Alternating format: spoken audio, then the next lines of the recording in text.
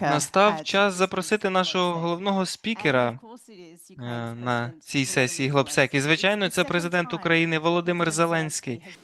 Thank you so much.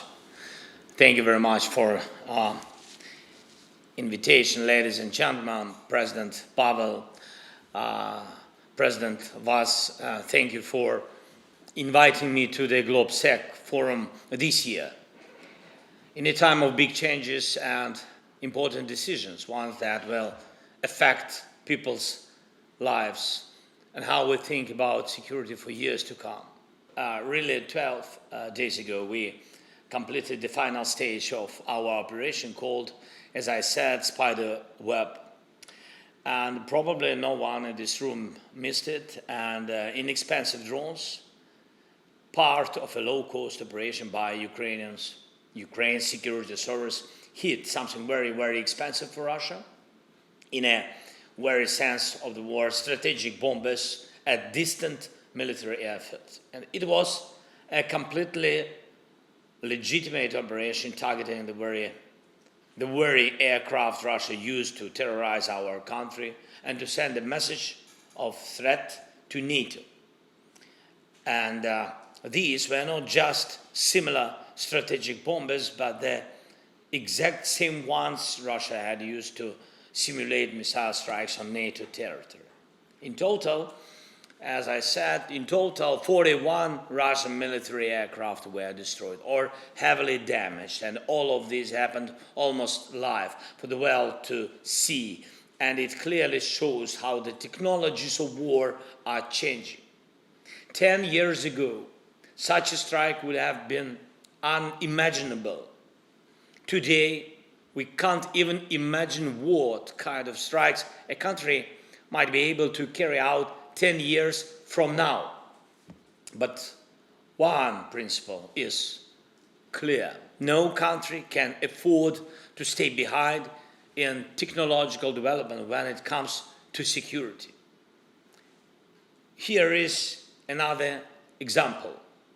Statistics.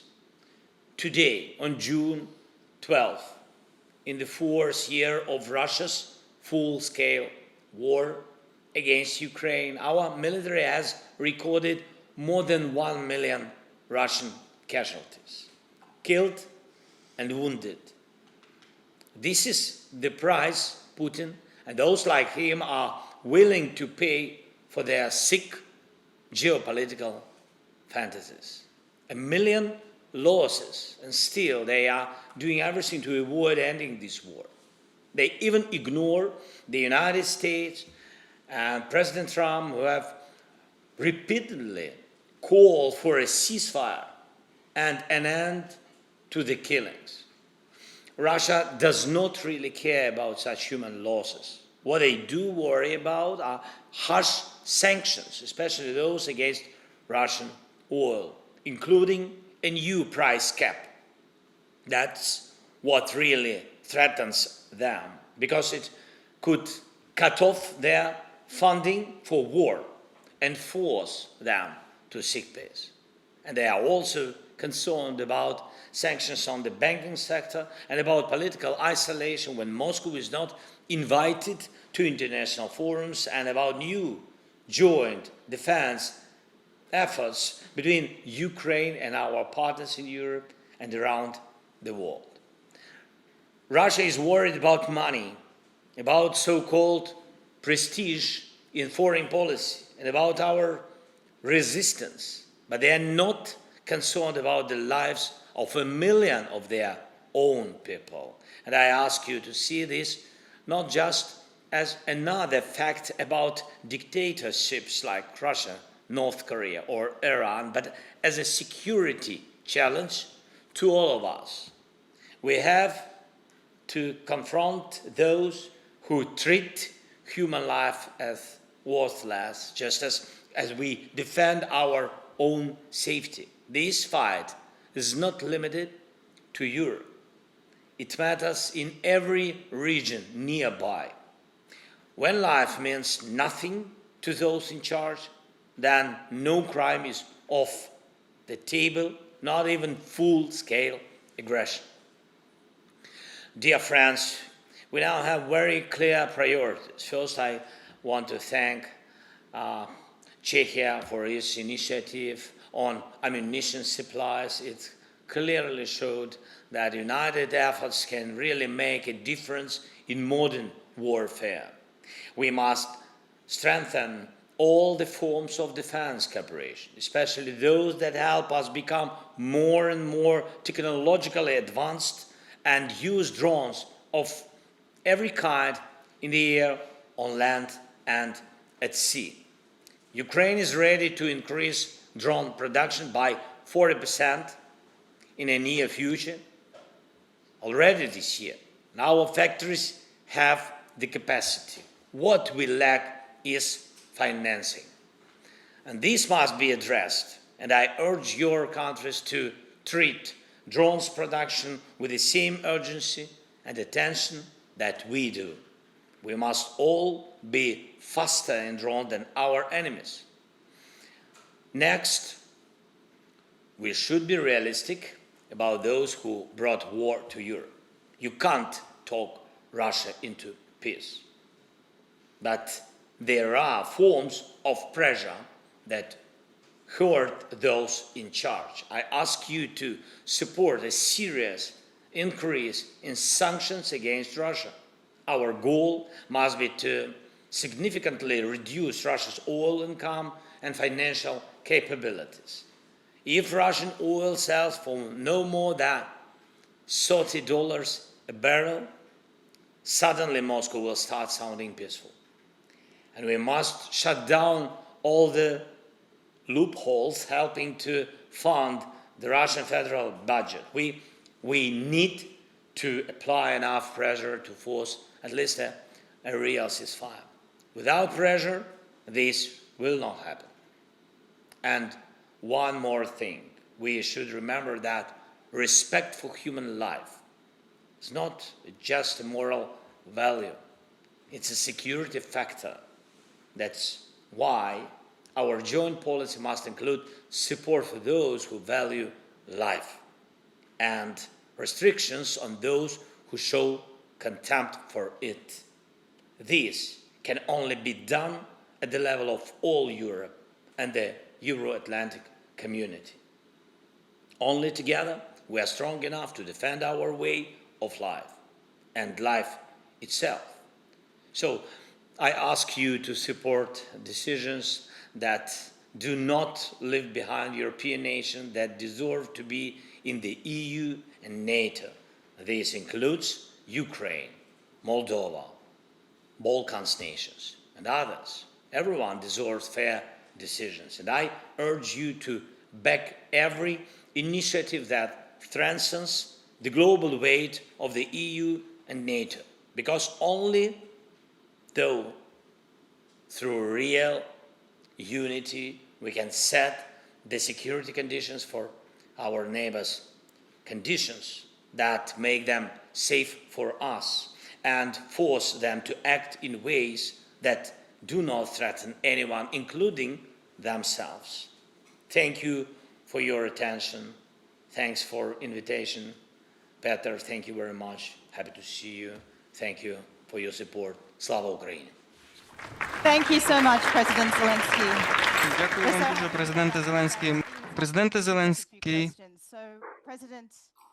якщо дозволите, кілька запитань. Отже, президенте, Україна є ключовою для глобальної безпеки. На вашу думку, які є безпекові гарантії, які би надали найсильніший захист від можливої російської агресії? Дуже дякую. Передусім, мені здається, що я би сфокусувався на тому, що головна гарантія безпеки – як зупинити агресора і не дати можливості повернення агресії знову.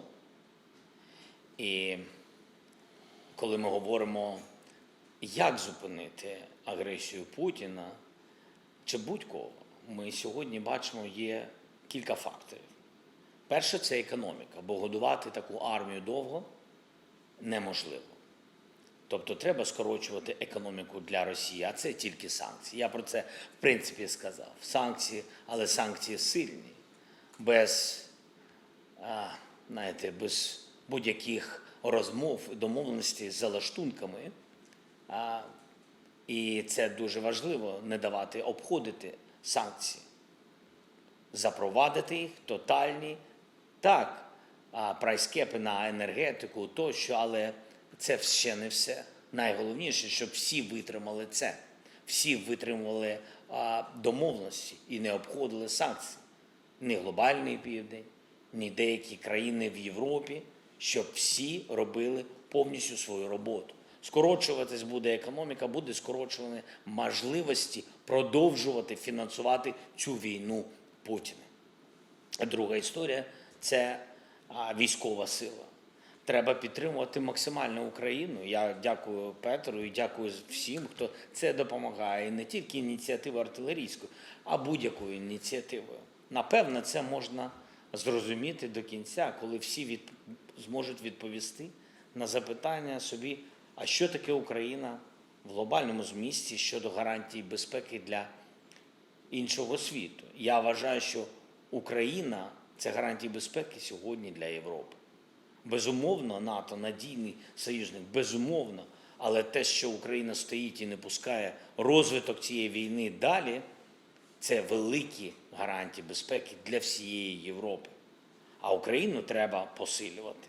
І тому другий компонент – це посилювати армію нашої держави і посилювати і збільшувати виробництво на своїх територіях. Це можливо. Це можливо. Достатньо вкладати фінанси, розвивати технології і не заплющувати очі через бюрократичні складнощі. Треба всім зрозуміти, що Україна, ви знаєте, як такий приклад, я поважаю нашу армію, кожен виконує своє завдання. Але найважча робота у тих, хто на передовій, у тієї піхоти, у тих хлопців, хто на першій лінії фронту.